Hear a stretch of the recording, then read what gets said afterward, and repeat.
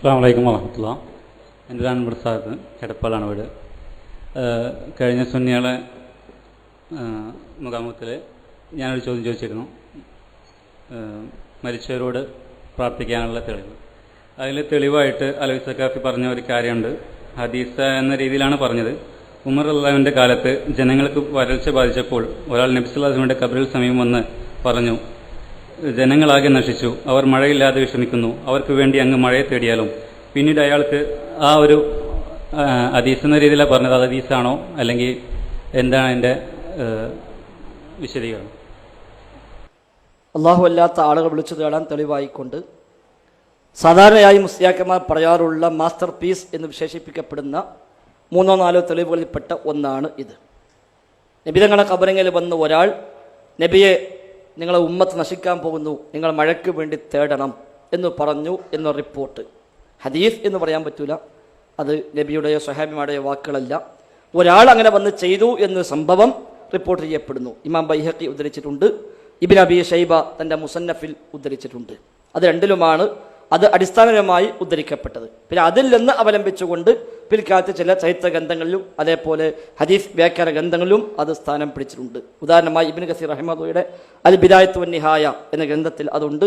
ഫത്ഹുൽ ബാരിയിൽ ആ ഭാഗത്തിൻ്റെ ഒരു ഭാഗം അതിൽ പരാമർശിച്ചു പോയിട്ടുണ്ട്. ഇങ്ങനെ ചില ഗ്രന്ഥങ്ങളിലൊക്കെ അത് സ്ഥാനം പിടിച്ചിട്ടുമുണ്ട്.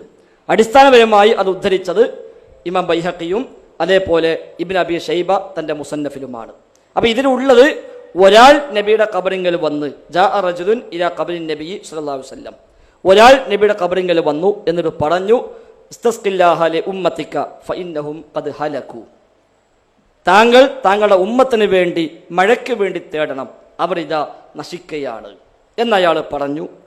അങ്ങനെ അയാൾക്ക് നബിയുടെ സ്വപ്നദർശനമുണ്ടായി. നബി ഇദ്ദേഹത്തോട് പറഞ്ഞു, ഈത്തി ഉമറ, നീ ഉമറിന്റെ അടുക്കൽ ചെല്ലുക, ഉമറിനോട് എൻ്റെ സലാം പറയുക, ബുദ്ധിപരമായി ഭരണം കൈകാര്യം ചെയ്യണം എന്നറിയിക്കുക, മഴ ലഭിക്കുമെന്നും പറയുക. ഇതാണ് റിപ്പോർട്ടിലുള്ളത്. അതുകൊണ്ട് ഈ റിപ്പോർട്ട് സ്വഹീഹോ അല്ലേ എന്നുള്ള മറ്റൊരു വിഷയം.